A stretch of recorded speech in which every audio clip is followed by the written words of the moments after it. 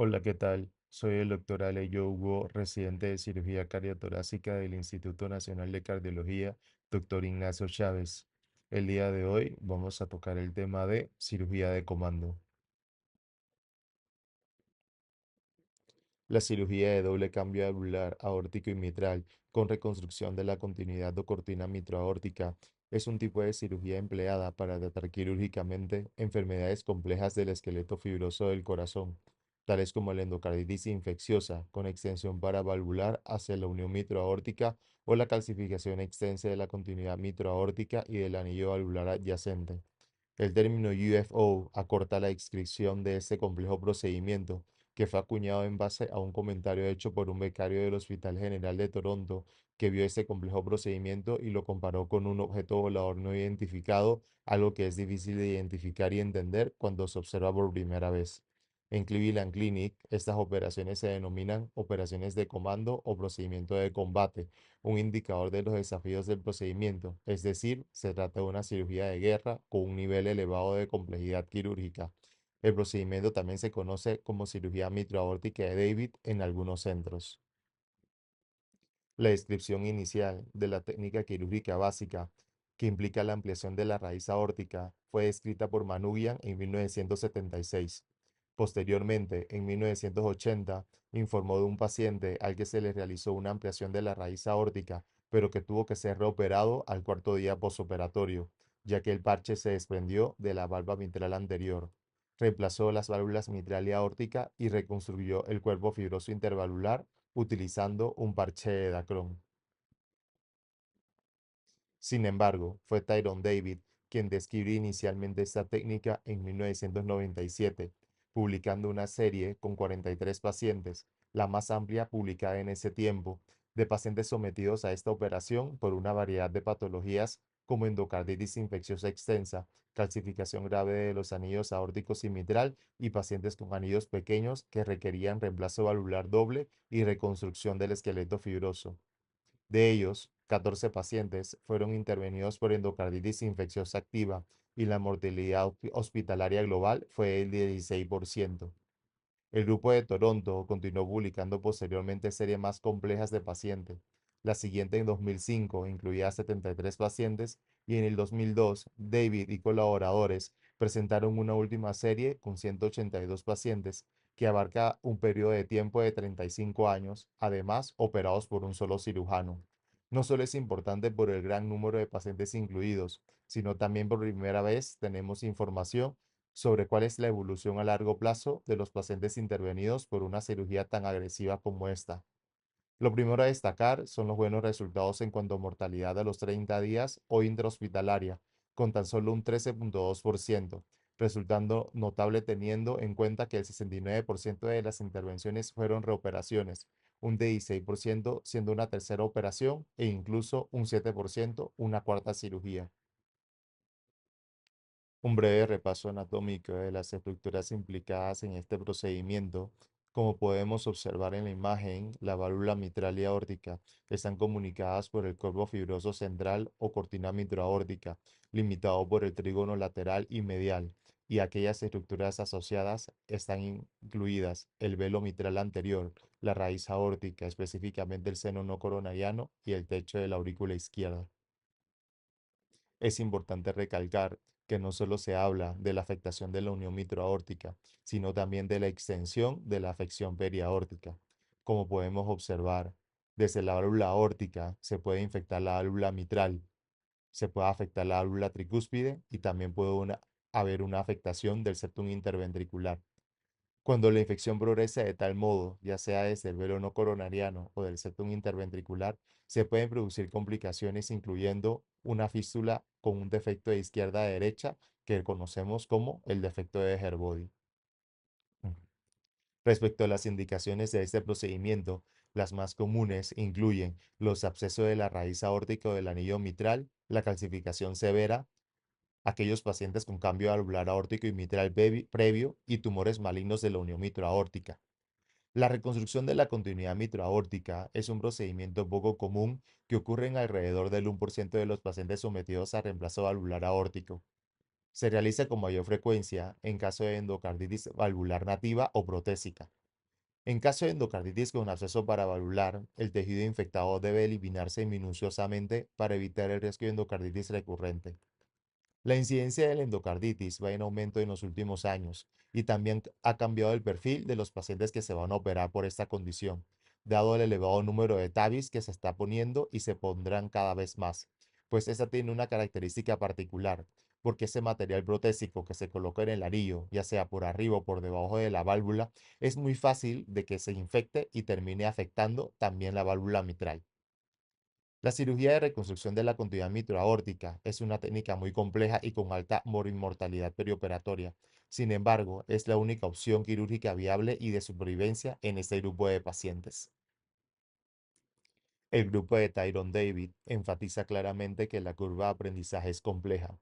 Entre los consejos más sobresalientes, describen cómo realizar la reconstrucción del parche libre de tensión entre los trígonos fibroso medial y lateral empleando suturas individuales, cómo medir y posicionar la prótesis mitral evitando la obstrucción del tracto de salida del ventrículo izquierdo, directrices para solicitar pruebas de imagen preoperatorias, cómo realizar una reconstrucción del anillo mitral posterior e incluso cuándo y qué tipo de material utilizar como parche. En relación precisamente a este último, describen una calcificación tardía y fractura del pericardio bovino utilizado como parche, siendo en ocasiones el motivo de fugas periprotésicas valvulares tardías.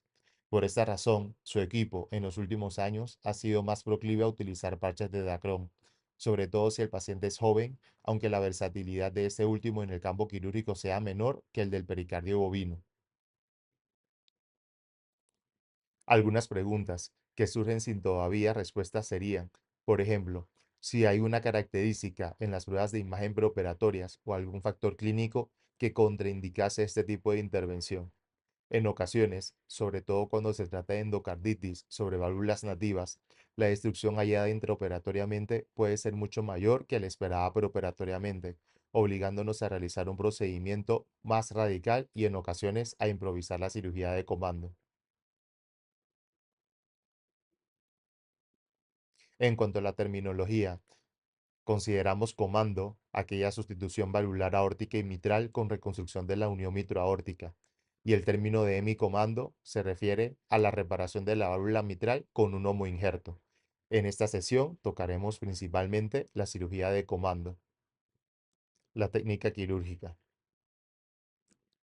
El abordaje es a través de una esternotomía media.